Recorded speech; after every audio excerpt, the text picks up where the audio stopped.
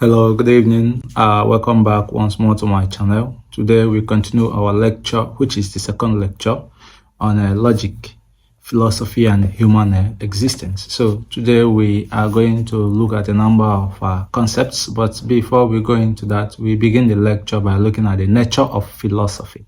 Okay, so philosophy in terms of its nature consists of the qualities and contents of philosophy, and they are actually visible across different branches of philosophy.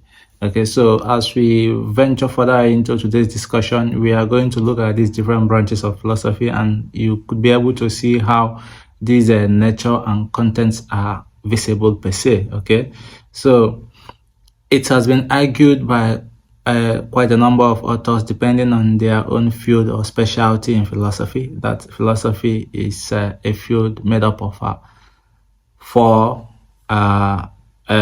branches, or some other people feel that it is actually made up of 5 branches, depending on the field of or school of thought that you belong to. It doesn't matter. However, in this lecture, we are going to cover all these branches of philosophy in order to have a comprehensive look at the nature of philosophy. So the branches are, we have first the metaphysics, secondly epistemology, thirdly we have logic and axiology. So the main debate has been around logic and axiology, with some philosophers agreeing that it is just one topic, while others feel that axiology is actually 2 topics combined together, which in this case are ethics and aesthetics. Okay, so aside that, there are also some subdivisions of philosophy as a branch. They include like philosophy of education. Maybe your own philosophy of education is to venture into your field of study and have first class in that area. We also have philosophy of language. Some people do feel that their local dialect is inferior to that of foreign languages like French or English, depending on who colonized you. Okay, we have philosophy of history, philosophy of science, and we also have philosophy of life, and so on and so forth. One's philosophy of life could be to always do good, irrespective of the circumstances where one sees him or herself. Okay, so aside from these 4 or 5 main branches of philosophies, we actually have these subdivisions that reflects our daily activities in life. Okay, so let's go into these branches. First, we have the metaphysics. Per se, it is derived from the Greek words or terms meta and physica, whereby it means after or beyond, something that is beyond physics. So metaphysics is actually a concept of philosophy or a branch of philosophy that deals with things that are beyond the physics. It was first used or introduced by Andronicus, okay, who translated the work of Aristotle in the 5th century BC.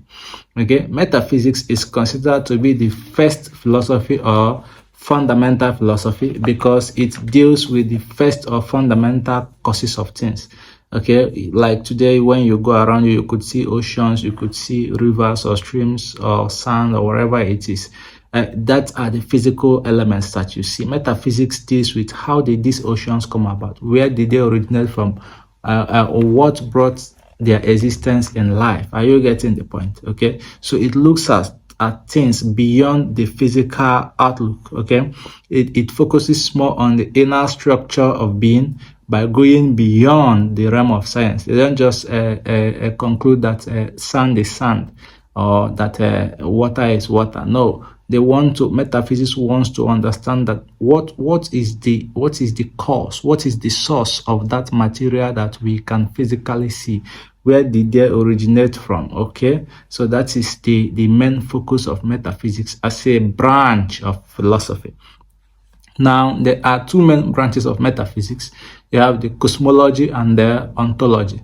Cosmology, as a branch of metaphysics, deals with the studies of the cosmos, okay, the universe or the physical world as we know it, Earth, Mercury, Venus, and so on and so forth. Okay, here the Milesian philosophers, namely you have Anaximenes and Thales and so on and so forth, their main focus was on interpreting the constituents of the universe, the things that make up the universe. Okay, the air that we breathe, what constitutes an air? The water that we drink, what constitutes the water? H2O, two hydrogen and one oxide, and so on and so forth. They want to understand the universe that we live in, the things that we enjoy here in life. What are the main elements? What are the main constituents? Okay, if you say that this is soil, what type of soil is it? Is it clay soil? Is it loamy soil? Is it a soil that has some specific elements or constituents? That is the main focus of cosmology. They study the cosmos, the universe, and its constituents, the things that are inside the world. They want to understand what make up these elements. Okay, while on the other hand, ontology considers the mode and existence of being. Okay, by looking at the abstract entities. Okay, they are subsensible in the sense that they focus more on realities and the supernatural. The main question being asked by ontology is, or include, what is the nature of man? Now you have your world, you have your soil, you have your water, you have your air, and so on and so forth. So what is the nature of man? You as a man, what are you now here to do? What are you expected to do to ensure that you sustain all these things that have been provided for you? Okay, so besides that, metaphysics is concerned with answering the questions about identity and the world or the universe. Okay, metaphysics wants to understand how everything came into being. It's not just about telling us that this is what it is or this is what it's supposed to be. It also wants to understand how did it come into existence, who made them, who put them there. Are you getting the point? And so on and so forth. Okay, so when it comes to the constituents of the universe, metaphysics is concerned mainly with the problem of dualism, materialism, monism, pluralism, and spiritualism, okay, that have all emanated from the individual conceptions of the universe. There are those that believe that our life here ends here, those that believe that our lives here doesn't end here. Okay, the second branch of philosophy is epistemology, and it's also derived from Greek words which are epistem and logos.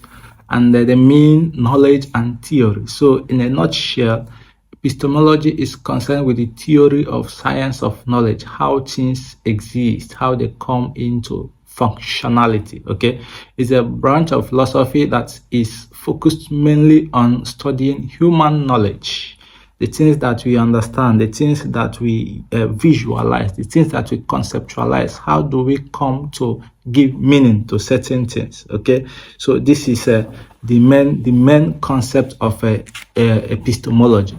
It addresses issues like the definition of knowledge. If we say that this is water, why do we say that it's water and not sand? Okay, mainly based on the constituents of that element, as we have looked with respect to cosmology in the branch of metaphysics. Okay, so the knowledge and definition of things, the nature, the extent, limits, origin, and the validity of this knowledge is the main focus of epistemology, as it seeks to ask questions like, what constitutes human knowledge? So if we say that this is A and not B, why do we say that it is A and not B? Are you getting the point? So it questions things like, what does it really mean to know? If you say you know that God exists, what does it really mean to know? Okay, when we say we know this or that, we know that, what does it really mean to us? What is the difference between knowledge and opinion? These are some of the questions that epistemology asks. Are you getting the point? Okay, so if we say that we know something without believing, can we actually believe something without knowing? Are you getting the point? If you say that you know God, that you know that God exists, but you don't believe, so can you actually believe that God exists without knowing that He exists? Most of us, that is this system of life we all live. Majority of the world believe that there is God, but most of us don't actually have a predefined concept of aside from that which has been embedded, assimilated into us. We don't have a personal defined concept of what God is all about, and we can't actually say that we know that God exists, but we believe. Okay, so these are the questions that epistemology seeks to ask. It seeks to differentiate our basic knowledge as human from what it is believed that we are presupposed to know.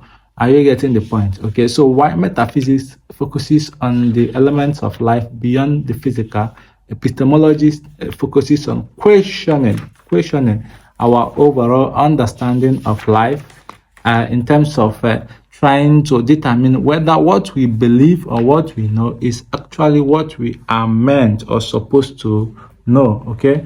On the other hand, the third branch is logic, which also comes from a Greek word logos, and it means to reason, to justify, or to have rationale, or to have your basic ground of saying that this is what it is or this is not what it's supposed to be. Your justifications, your supposed point of reference when you say that this is A and this is B, your reasons for that. Are you getting the point? Okay, so it can be classified into two. We have the common sense logic, which is informal, and there are presupposed part of our daily lives anyway, and then the professional logic. When we talk about common sense logic, we are talking about things that we manifest on the daily. Okay, for instance, there are certain actions that when we exhibit and the general public could concept to be wrong and then believe that the person is supposed to have known the common sense or the common thing to do. For instance, you want to change lane to your left. The common sense principle is that you should trafficate to your left and not your right. So when you trafficate to your right, it is believed that you don't have the common sense or the common knowledge or the common understanding of what you are supposed to do. While on the other hand, professional logic is part of what Aristotle described as systematic logic, or presently known as syllogism.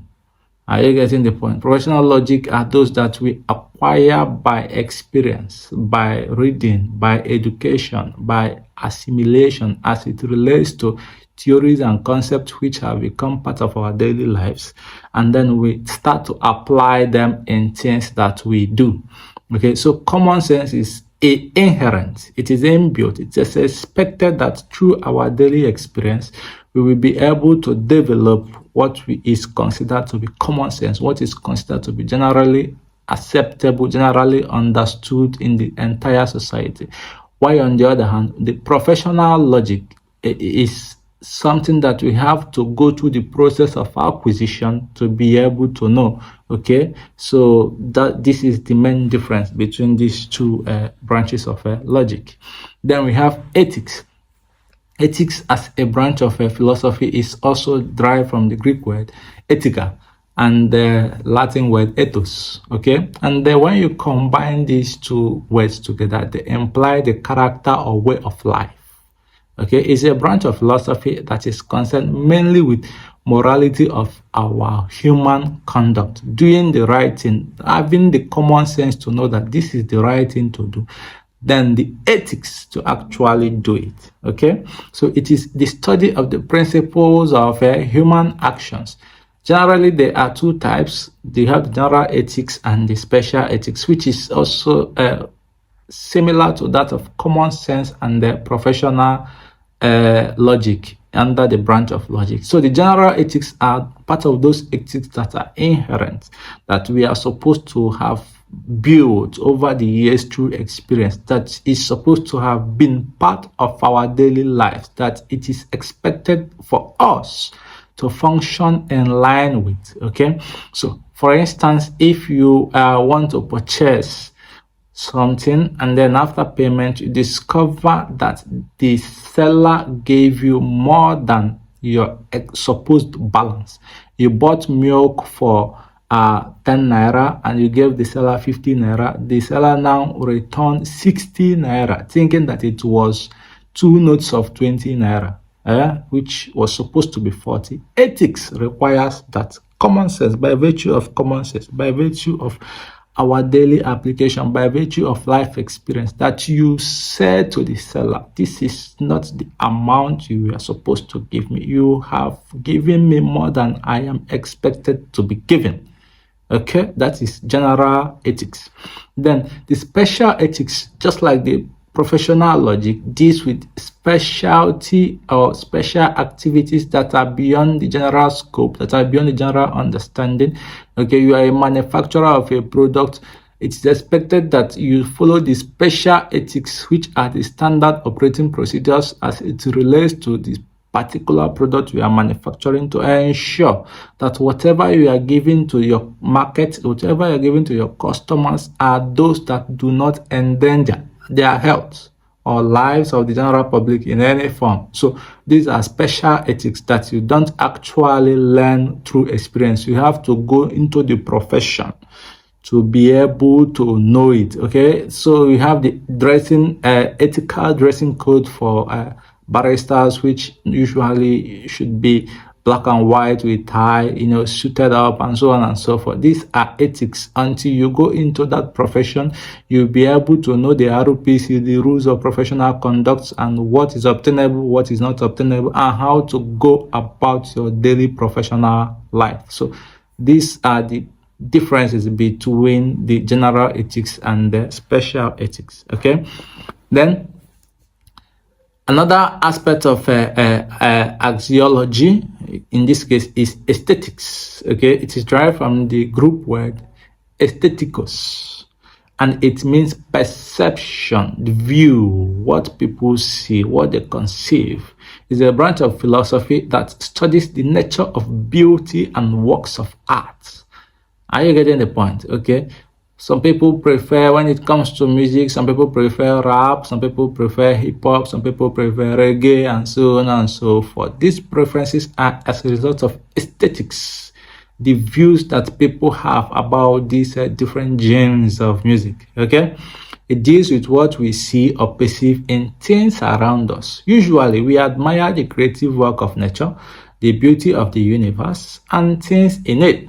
Okay, so like the physical structure of human being and all these elements or parts of life that we generally admire, religion, education, lifestyle, and so on and so forth, form part of aesthetics, the beauty, the conceptualization, the views that we have about certain things. Okay, you feel that Italy is a destination for eating pasta because they specialize in that. That is aesthetics. That is the beauty of Italy.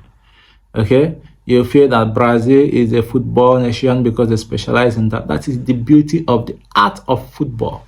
Okay, so that is what aesthetics is about, how our perception, our conceptualization of beauty and things around us.